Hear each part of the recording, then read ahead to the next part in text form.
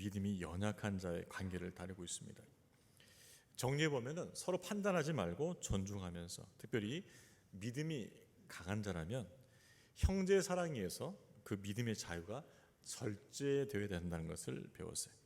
그리고 공동체 안에 추구할 것은 성령 안에서의 의와 평강과 희락이라는 것도 배웠습니다.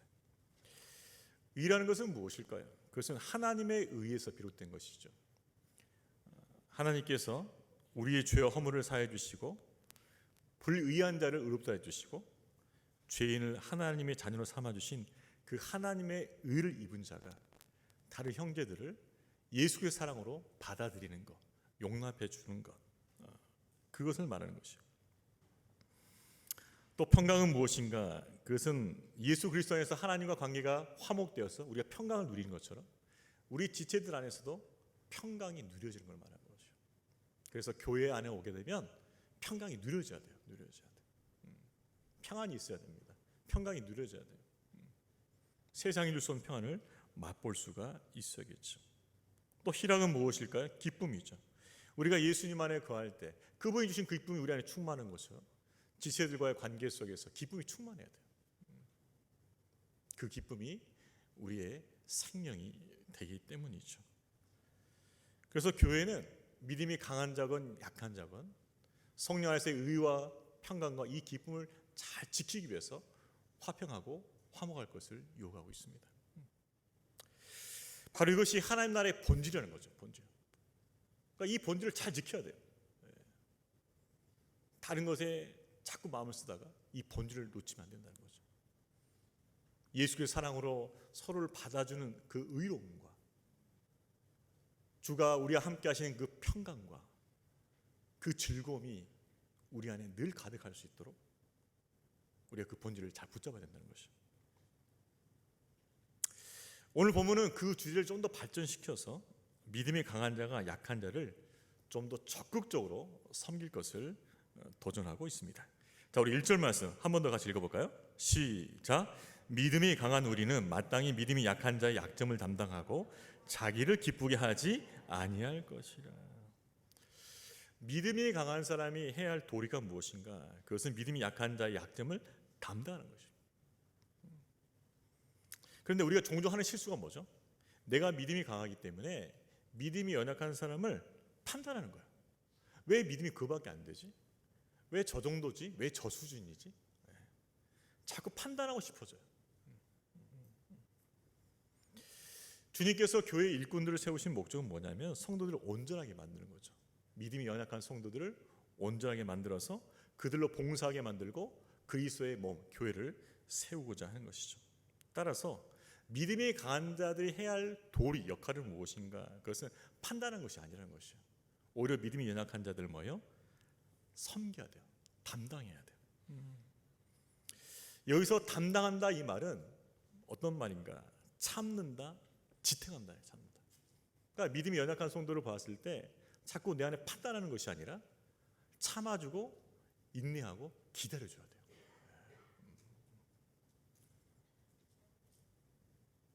하나님의 은혜 안에서 잘 자랄 수 있도록 참아주고 인내하고 기다려줘요. 잘 지탱해줘야 돼요. 또 자칫 잘못해서 넘어질까 싶으면은 믿음이 강한 자가 잘 받쳐줘야 돼요. 지탱해줘야 돼요. 그것이 믿음이 강한 자가 해야 할 역할이라는 것이죠. 그것은 바로 우리 주님께서 우리에게 행하신 일이며 주의 은혜를 입어서 믿음이 강해진 우리가 연약한 자들에게 행해야 할 마땅한 섬김이라는 것이죠. 우리가 신앙생활하면서 항상 깨어 있어야 할 이유가 있습니다. 그것은 영적인 관점을 유지하기 위해서요. 영적인 관점을 유지하기 위해서. 우리가 깨어있지 못하면은 영적인 관점으로 신앙생활하는 것이 아니라 세상적인 관점으로 신앙생활할 때가 많아요. 하나님께서 우리 믿음을 강하게 해주셨습니까? 그러면 그 강한 믿음을 가지고 연약한 믿음을 가진 자를 도우라는 것이죠. 도우라는 거. 내가 강하니까 그 강한 믿음으로 연약한 자를 붙들어 달라는 거예요. 지탱해 달라는 것이에요. 내가 부합니까? 하나님께서 내게 많은 걸 주셨어요? 물질이든 은사든 많은 걸 주셨습니까? 자랑하지 말아요. 그거 자랑하러 주신 게 아니에요. 세상 사람들은 자랑하죠. 자기의 부함을, 자기의 지위의 높음을 자랑하죠. 그런 하나님께서 우리에게 부함을 주신 이유는, 부유함을 주신 이유는 무엇인가? 가난한 자를 섬기라고 주신 거예요. 섬기라고. 너의 부함을 가지고 가난한 자를 섬기라. 이게 영적인 관점이라는 거죠. 남들보다 앞서 있습니까? 실력이 앞서 있어요? 보는 눈이 앞서 있어요? 그 앞섬을 주신 이유가 뭐예요? 처져 있는 사람, 뒤에 있는 사람을 잘 인도하라고. 잘 인도하라고. 길잡이가 되어달라고, 가이드가 되어달라고 앞섬을 주신 거란 말이죠. 그러니까는 영적으로 깨어있으면 우리에게 주신 이 모든 것들, 우리의 지위와 우리가 허락하신 그 모든 것들을 영적인 관점을 바라보면서 하나님 뜻 안에서 그것들을 바라보고 사용할 수 있다는 것이죠. 그래서 교회 공동체는 강한 자와 약한 자를 판단하고 무시하고 정죄하는 것이 아니라 참아주고 지탱해 줘야 된다는 것이죠. 그래서 화목을 이루는 것, 그것이 바로 하나님 나라가 된다는 것입니다. 저와 여러분은 우리에게 주신 모든 것들을 영적인 관점을 잘 바라보면서 섬김의 자리로 나아갈 수 있기를 주의 이름으로 축원합니다. 자, 그런데 우리가 한 가지 좀 더 집중해서 볼 게 있어요. 1절 마지막에 보게 되면 믿음이 강한 자는 약한 자의 약점을 담당하고 자기를 기쁘게 하지 아니할 것이라. 약한 자의 약점을 담당해야 할 이유가 무엇인가? 자기를 기쁘게 하지 아니할 것이기 때문이죠. 이 말씀은 좀 깊이 생각할 필요가 있어요. 믿음이 강하다고 하는 사람들이 갖고 있는 약점이 있습니다. 그게 뭐냐면은 내가 믿음이 강하니까는 내 믿음 가지고 자기 방식대로 행하고 싶은 거예요. 믿음이 강하니까. 난 뭐든지 할 수 있는 믿음이 있어. 자칫 잘못하면 자기중심적이에요. 그리고 자기 만족을 추구하게 돼 있어요. 왜? 난 그만한 믿음이 있거든. 여기서 자기를 기쁘게 하지 말 것이라는 바로 그것을 경계하는 거예요. 믿음이 강하다는 사람들이 자기 중심적 성향을 가지고 자기 만족만 추구하는 그것을 경계하라는 것입니다. 진정 믿음이 강하고 성숙한 사람은 자기를 기쁘게 하는 쪽으로 움직이지 않는다는 것이에요. 진정 믿음이 강하고 성숙한 사람은 자기를 부인하는 쪽으로 움직인다는 거예요. 자기를 부인하는 쪽으로. 나를 기쁘게 하고 나에게 만족을 주고 내게 즐거움을 그쪽으로 이동하지 않아요. 나를 부인하는 그 방향으로 나아간다는 것이, 그것이 성숙한 자의 특징이라는 것이죠. 예수님께서 뭐라 말씀하셨어요? 아무든지 나를 따라오려거든 자기를 부인하고 자기 십자가를 지고 나를 따를 것이니라. 진정한 성숙한 예수님의 제자는 자기를 부인하는 방향으로 움직인다는 것이에요. 자기 욕심을 부인해요. 자기 의를 부인합니다. 자기 자존심을 부인해요. 자기 야망을 부인하는 것이에요. 그것들을 다 뒤로 넘기고 하나님이 기뻐하신 그 방향으로 발걸음을 옮기는 거예요. 그럼 반대로 자기 부인이 되지 않으면 어떤 일이 벌일 것인가? 자기를 부인하게 되면 바로 그 길 가운데 생명의 역사가 일어나고 생명의 열매가 맺어지게 됩니다. 역설이죠. 내가 죽어야 생명이 잉태되는 것이요. 그래서 기독교는 역설인 거예요. 그럼 반대로 자기 부인이 안 되면 어떡하냐? 여전히 내 안에 내 의가 살아있고, 여전히 내 안에 내 만족을 추구하는 경향이 살아있고, 내 야망이 살아있고, 내 의가 살아있고, 내 자존심이 살아있으면 어떻게 되냐? 영적 생명이 죽는 거예요. 자기만 죽는 것이 아닙니다. 자기와 관계된 영혼들까지 죽일 수가 있어요. 그러니까 믿음이 강한다고 하는 사람들이 조심할 게 바로 이거예요. 믿음이 강한 것처럼 느껴지는데 그 믿음을 어느 방향으로 사용하고 있는 거, 어느 방향으로. 자기 중심적으로 자기 만족을 위해 사용하고 있다면 위험하다는 거예요. 위험하다는 거예요. 자기를 부인하고 하나님이 기뻐하시는 방향으로 나아갈 때 생명의 역사가 일어난다는 것이죠. 저와 여러분은 성숙한 믿음을 가지고 자신을 부인하고 주님이 이끄신 그 방향으로 나아갈 수 있기를 주의 이름으로 축원합니다. 나는 믿음이 좋으니까 내 마음대로 뭐든지 할 수 있어. 그게 아니라는 것이에요. 자, 그렇다면 믿음이 강한 자는 어떠한 방향성을 추구해야 되는가? 어떠한 기쁨의 방향을 추구해야 되는가? 2절 말씀이 이렇게 나와 있죠. 자, 우리 2절 말씀 같이 읽어볼까요? 시작. 우리 각 사람이 이웃을 기쁘게 하되 선을 이루고 덕을 세우도록 할지. 자, 그 방향성 구체적으로 제시하고 있어요. 뭐예요? 각 사람이 그 이웃을 기쁘게 하되. 그 기쁨의 방향성이 누구란 말이에요? 자기가 아니란 말이에요. 이웃이에요. 이웃. 내 이웃, 내 지체란 말이죠.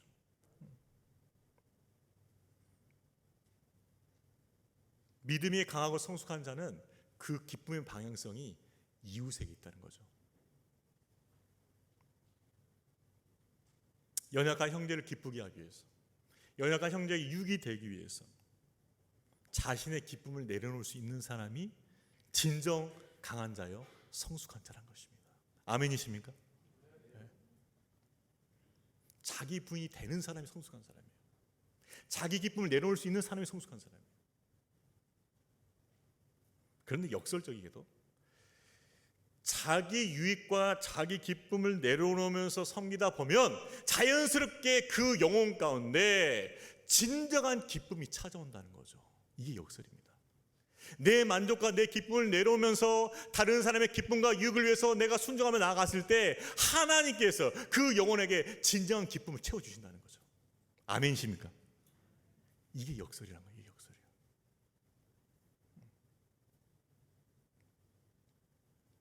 자존감이 낮아서 우울증에 빠진 사람도 있어요.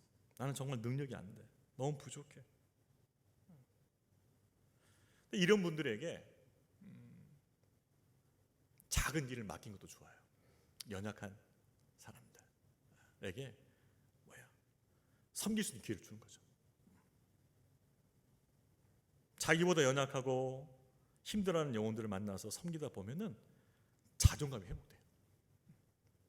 삶의 의미를 찾게 돼요. 자신의 그 존재감을 회복하게 돼요. 다른 세상을 보게 되는 거죠. 우리가 세상에 길들여 왔기 때문에 우리 자존감을 세우는 방식이 너무 미숙해요. 세상은 우리의 자존감을 이렇게 세우라 가르칩니다. 목표를 설정해. 그 목표를 해서 죽으라고 노력을 해. 그 목표가 달성됐어요. 너는 그럼 자존감이 있는 거야. 근데 목표를 성취 못했어요. 그럼 자존감이 떨어지는 거예요. 근데 이것에 길들여져 있단 말이에요. 우리가 설정한 목표를 성취하는 방식으로 우리 자존감을 세우는 데 너무 익숙해졌다는 것이죠. 그러나 하나님은 그렇게 자존감을 세우는데 않다고 말씀하시는 거예요. 자기보다 연약한 자를 섬김을 통해서 자신의 존재감을 세워가는 것이 하나님께서 더 바람직하다고 말씀하시는 거예요. 더 건강하다고 말씀하시는 거예요. 다른 사람 섬김을 통해서 우리 안에 기쁨과 감사가 넘쳐나는 복된 삶을 살게 되는 것이죠. 여러분 그렇습니다. 우리의 기준이 단순히 내가 설정한 목표를 성취했냐 성취 못했냐 거기만 매이지 말라는 것이죠. 다른 사람의 기쁨을 위해서, 다른 사람의 유익을 위해서 여러분이 그 발걸음을 옮긴다면 얼마든지 여러분의 존재감 회복될 것이고 자존감 회복될 것이고 삶의 의미를 되찾게 될 것이고 하나님의 은혜와 사랑 가운데 인도함 받을 줄로 믿으시길 바랍니다. 여기 아직도 내년 살 결정하지 못한 분 계시지요? 왜 결정하지 못할까요? 혹시 그 기준이 내 기쁨과 내 유익과 내 만족이면 어려울 수 있죠. 여기 가면 내가 즐겁게 할 수 있을까? 내가 여기 가면 유익이 있을까? 여기 가면 내 만족이 있을까? 만약 그런 기준이라면 너무 많이 따질 거예요. 고르기 힘들 거예요. 찾기 힘들 거예요. 그러나 그런 기준을 갖지 말라고 말씀하시고 오는 말씀. 내 기쁨이 아니라 지체와 이웃과 공동체의 기쁨을 위해서 섬길 자리를 찾으라는 것이에요. 그러면 너에게 진정한 기쁨이 찾아오게 될 것이라고 말씀하시는 것이죠. 나의 기쁨이 아니라 이웃의 기쁨이 되는 그 봉사와 사역 현장으로 나아갈 수 있기를 주님의 이름으로 축원합니다. 내 기쁨부터 찾으니까 없는 거죠. 내 기쁨부터 찾으니까 힘든 거죠. 내 기쁨부터 찾으니까는 어려운 거죠, 선택하기가. 그러나 나의 기쁨이 아니라 이웃의 기쁨이요, 지체의 기쁨이요, 공동체의 기쁨이라면 그게 성숙한 자의 모습이라는 것이죠. 그 성숙한 자의 순종을 통해서 하나님께서 그 영혼에 진정한 기쁨과 감사와 만족을 주실 줄로 믿습니다. 우리는 그렇게 사역하는 거예요. 그렇게 사역하는 거예요. 내 입맛에 좋은 곳을 골라 가는 것이 아니라 타인의 기쁨이 되는 그곳으로 가는 거예요. 믿음으로. 그 거기서 진정 내 기쁨과 만족이 발견된다는 것이에요. 그래서 기독교는 역설적일 때가 많아요. 다른 사람의 기쁨을 구할 때 진정 나의 기쁨을 발견하게 되는 것이에요. 옆에 분들에게 권면하길 바랍니다. 타인에게 기쁨을 주시는 곳으로 찾아가시길 바랍니다. 말이 어려운 거예요? 멘트가 어려운 거예요? 내용이 어려운 겁니까? 다시 한번 해보겠습니다. 타인에게 기쁨을 주는 곳으로 찾아가시길 바랍니다. 이제 오늘 괴롭겠네. 하루 좀 기준이 바뀌었으니까. 나는 내 기쁨으로 기준 하나 좀 찾고 있는데 기준이 바뀌어 버렸어. 그럼 타인의 기쁨이 되는 거 얼마나 엄청 많죠. 지금 길이 확 열렸죠. 지금 다 기쁨이네. 주방부터 시작해서 싹. 믿음이 성숙한 사람은 그렇게 가는 거예요. 그렇게. 우리가 왜 타인의 기쁨을 기준으로 삼고 우리가 관계를 맺어갈 것인가? 예수님께서 그렇게 하셨기 때문에. 자, 3절 말씀도 같이 읽어볼까요? 시작. 그리스도께서도 자기를 기쁘게 하지 아니하셨나니 기록된 바 주를 비방한 자들의 비방이 내게 미쳤나이다 함과 같으니라. 예수님이 그러셨기에 교회의 머리 대신 예수님이 그렇게 하셨어요. 하늘 보좌를 버리셔 이 땅에 오셨어요. 가난, 영적으로 가난한 우리와 같이 똑같이 되기 위해서 내려오신 거예요. 자기 기쁨을 버리셨어요.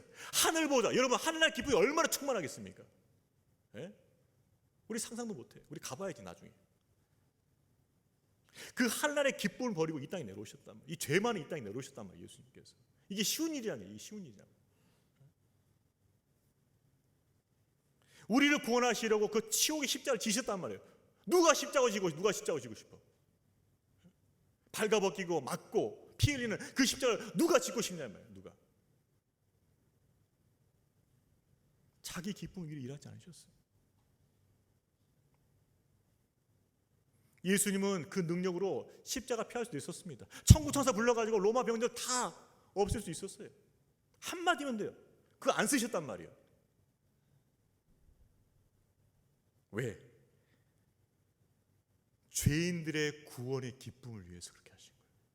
우리의 기쁨을 위해서 그렇게 하신 거예요. 그 십자가에 죽으시기까지 가증 비방과 모독을 다 받으심을 통해서 우리를 구원하신 예수님의 그 사랑 때문에 우리도 그렇게 해야 된다는 거죠. 믿음이 강하다운 성도는 믿음이 연약한 자를 위해서 그리스도처럼 자기 희생을 할 수 있어야 돼요. 감수해야 됩니다. 여러분, 희생 없이 섬긴다는 것은 말도 안 되는 것이에요. 어떻게 희생 없이 섬길 수 있어요?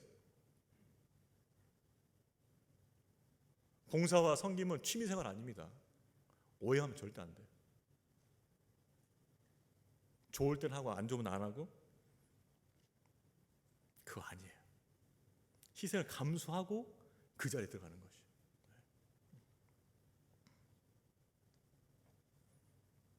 그렇게 믿음을 가지고 연약한 자들을 기쁘게 하고 유익하는 일에 헌신할 때 바로 그것이 선이라는 거죠. 덕을 세우는 것이라고 말하고 있는 것이. 저와 여러분은 예수님을 본받아서 자기 인생을 감수하고 섬기는 자로 나아갈 수 있기를 주의 이름으로 축원합니다. 그렇죠. 그래서 믿음이 있어야 돼요. 믿음. 자, 그런데 이 일은 우리가 타인의 기쁨을 위해서 또 희생도 감수하면서 섬김의 자리로 나가서 그 일을 감당하는 것은 우리의 의지와 노력만으로는 안 돼요. 처음엔 되죠. 그래 해보자. 근데 그것만 갖고는 안 돼요. 안 돼. 반드시 하나님의 은혜가 같이 있어야 돼요. 은혜가 있어줘야 돼요. 자, 그것을 4절과 5절에서 이야기하고 있어요. 우리 4절과 5절 말씀 읽어볼까요? 시작. 무엇이든지 전에 기록된 바는 우리의 교훈을 위하여 기록된 것이니 우리로 하여금 인내로 또는 성경 위로로 소망을 가지게 함이니라. 이제 인내와 위로 하나님이 너희로 그리스도 예수를 본받아 서로 뜻이 같게 하여 주사. 뭘 말씀하세요? 성경이, 하나님 말씀이 믿는 자들을 교훈하는데 인내와 위로를 통해서 소망을 가져야 한다. 여러분, 사역하다 보면 피곤할 때 많습니다. 시험에 들어요. 이게 칭찬을 받아도 마땅한데, 상을 받아도 마땅한데 보너스로 욕을 먹거든요. 내가 원하지 않는 보너스가 자꾸 옵니다. 연말에 이거 못했다, 똑바로 해라. 욕이 보너스 다가오는 거예요. 시험이 들 때가 많아요. 알아주지 않을 때가 많아요. 또 이게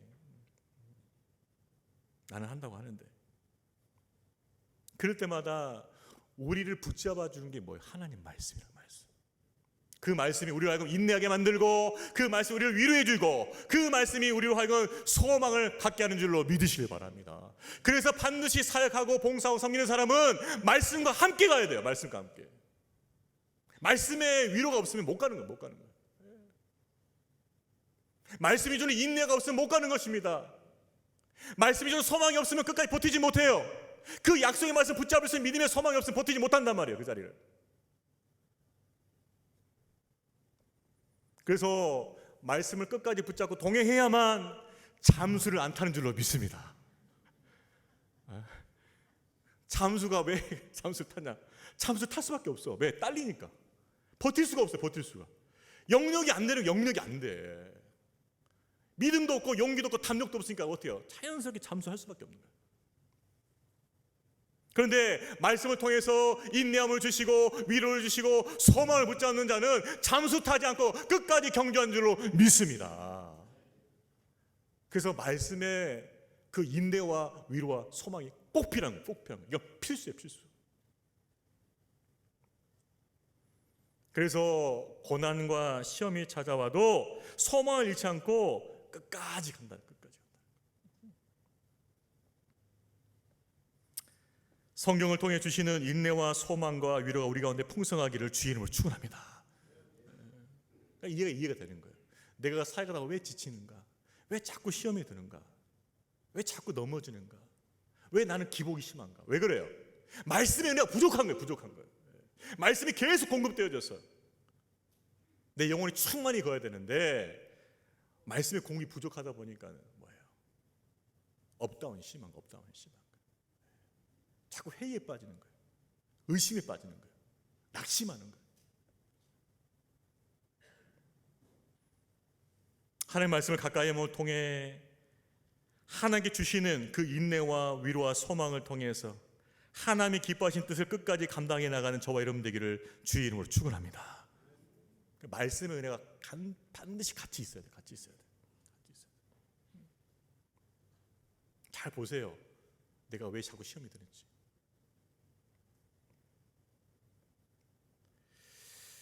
자, 이렇게 말씀을 통해서 인내와 위로와 소망을 주신 하나님께서 결국 하시는 작업이 있어요. 작업이.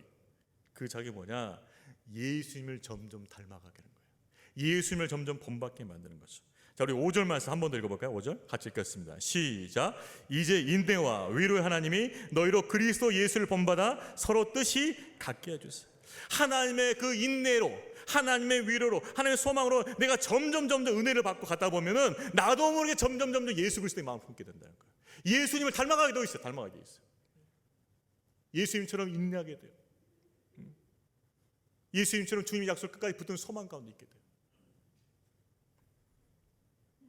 그래서 예수님의 마음을 점점 배워가고 본받아가면서 서로 뜻이 맞아가는 거예요. 맞아가는 거예요.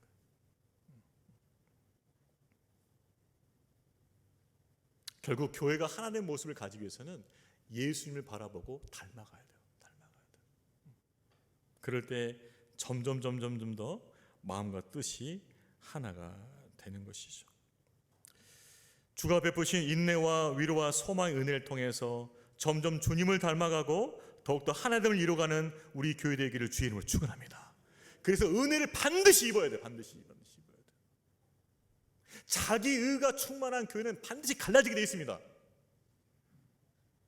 자기 똑똑하다고 자기 의를 내세우는 교회는 반드시 갈라지게 되어 있어요. 반드시.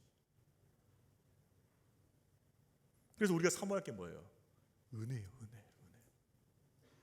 그 은혜를 통해서 우리가 인내할 수 있고, 그 은혜를 통해서 우리가 위로를 받고, 그 은혜를 통해서 우리가 소망을 갖게 되어질 때 점점 예수님 모습과 가까워지는 거죠. 그래서 하나가 되는 것이죠. 그 은혜를 구하기 위하여 늘 성령 충만한 저와 여러분 되기를 주의 이름으로 축원합니다. 그 은혜를 위해서 성령 충만을 구하는 거죠. 성령 충만할 때 그 은혜가 임하니까. 우리 옆에 분들 격려하겠습니다. 성령 충만하시길 바랍니다. 성령 충만하시길 바랍니다. 예, 성령 충만해서 은혜가 넘쳐야 돼요. 그래서 더 인내할 수 있고, 더 위로받고, 더 소망 가운데서 가는 거죠. 근데 그런 시간을 이렇게 어느새 이렇게 훌쩍 지나다 보면 내가 변해 있어요. 조금 예수님 닮아가고 있단 말이에요. 주님 마음을 좀 더 알 수 있겠단 말이죠. 결국은 하나님의 은혜 가운데서 우리가 점점 예수님을 닮아가는 그것을 통해서 하나님께서 우리에게 이루고자 하는 일이 바로 이거죠. 자, 마지막 6절 말씀 읽어볼까요? 시작. 한 마음과 한 입으로 하나님 곧 우리 주 예수 그리스도의 아버지께 영광을 돌리겠나이다. 여러분, 하나님께서 원하시는 것이 무엇입니까? 예수 그리스도의 마음으로 하나가 되고 한 입으로 하나님을 찬양함을 통해서 아버지께 영광 돌리는 거. 자식을 많이 둔 부모들은 알아요. 저는 3명 뒀는데 아들만 뒀습니다. 전쟁과 평화. 집에 있을 때는 전쟁, 교회 오면 평화예요. 왜? 목사 아이들이 또 눈치는 있어가지고 교회 와서 또 조용히 합니다. 이것들이 아주 본능이에요. 본능. 집에만 오면 또 난장판입니다. 보여드리지 않겠습니다. 근데 부모의 마음은 뭐예요? 이 아이들이 화목한 거, 평화롭게 잘 지내는 거, 화평한 거. 그게 뭐예요? 하나님께 영광 돌리는 것 똑같은 거죠. 하나님께 주신 인내로, 소망으로, 위로로 함께하면서 점점 그리스도를 닮아가고 하나 되어질 때 하나님 아버지께서 뭐예요? 영광을 받으신다는 거죠. 여러분, 분열된 공동체, 분열된 교회를 통해서는 하나님께 영광을 받을 수가 없습니다. 다른 거 아무리 잘해도 화평을 지키지 못하면 안 돼요. 마치 뭐냐, 전쟁에서 점점 패하고 있는데 지역전투에서 조금 승리하는 거, 이런 느낌이지. 지역전투에 조금 승리하는 것 같아요. 전체 패색이 기운이 지나는 거예요. 시골에 계신 저희 작은아버지께서 신앙생활 하시는데 교회를 안 가십니다. 안 가신 이유는 저한테 말씀하셨어요. 작은아버지 왜 교회 안 가십니까? 그 작은어머님 권사님이세요. 권사님. 작은어머니 따라서 교회 가시면 좋을 것 같은데 작은아버지께서 말씀하세요. 교회 가면 머리가 아프다. 왜요? 싸우는 소리가 많이 들린다. 은혜 받으러 갔는데 싸우는 소리 많이 들리니까 어렵다. 그래서 CTS만 한다. CTS. 최근에 찾아온 새가들 중에서 예전에 신앙을 가졌다가 오랜만에 오신 분들 계세요. 전문 용어로 더러운 탕자. 근데 왜 오랫동안 씻을까요? 대부분이 교회에 실망하는 거예요. 교회 실망. 청소년 때, 청년 때 실망하는 거예요. 그때는 자기 의가 강하거든요. 이게 강해요. 그때는 젊을 때라서 그걸 못 참는 거예요. 못 참는. 쉽게 실족해.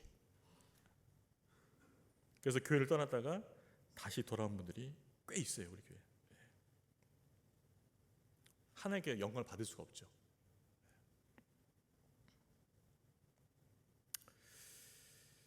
우리 교회는 믿음 안에서 더욱 성숙해져서 그리스도를 닮아가고 또 하나됨에 힘쓰는 하나님께 영광 드리는 교회로 세워질 줄로 믿습니다. 그게 우리 목표예요, 목표. 점점 뭐예요? 성숙해야 돼, 성숙해. 제가 제자로 하는 이유가 뭐예요? 성숙하게 해요, 성숙해져야 돼, 성숙해져. 그 그리스도를 조금씩 닮아가야 돼, 닮아가야 돼. 그러다 보면 어느새 하나가 돼요. 이게 닮아가다 보면. 그리고 그 하나됨을 통해서 영광을 돌리는 거 하나님 앞에. 그때 하나님 나라가 우리 가운데 충만히 임할 줄로 믿습니다. 그렇죠? 그러니까 이 원리를 결코 놓치면 안 돼요.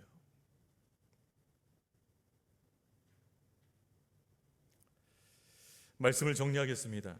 진정으로 믿음이 강한 자, 성숙한 자는 자신의 기쁨을 기준으로 움직이지 않는다는 것이에요. 하나님께 영광 돌리는 삶을 살기 위하여 자신의 기쁨을 내려놓고 연약한 자들의 약점을 담당하고 그들의 유익을 구하며 공동체 하나됨을 힘쓰는 자라는 것입니다. 그런 성숙한 성도가 다 되시기를 주님의 이름으로 축원합니다. 그렇게 될 때 하나님 나라가 우리 가운데 충만히 임하여서 부흥되어지고 생명의 역사가 충만한 교회가 될 줄로 믿습니다. 이 일을 위하여 우리 모두가 성숙한 성도가 되어지고 또한 성숙한 교회가 되어지기를 주의 이름으로 축원합니다. 우리 다 같이 자리에 서서 이 찬양 부르도록 하겠습니다. 주의 나라가 임할 때, 우리 아까 예배 시작 찬양 때 불렀었죠. 결국 하나님의 나라가 우리가 충만히 임해야 돼요. 그때 하나님의 의와 평강, 희락이 우리가 충만히 넘칠 것입니다. 여러분, 하나님 나라가 임하면 기적이 나타나요. 하나님, 우리 강한 자, 연약한 자를 섬김을 통하여서 우리가 그리스도를 닮아가고 또 하나님을 힘쓰음을 통하여서 우리 가운데 하나님 나라가 더 충만히 임하길 원합니다. 하나님 나라가 더 부흥되길 원합니다. 주여, 우리 교회와 성도들을 이렇게 축복해달라고 이 찬양으로 우리 주님 앞에 나가겠습니다.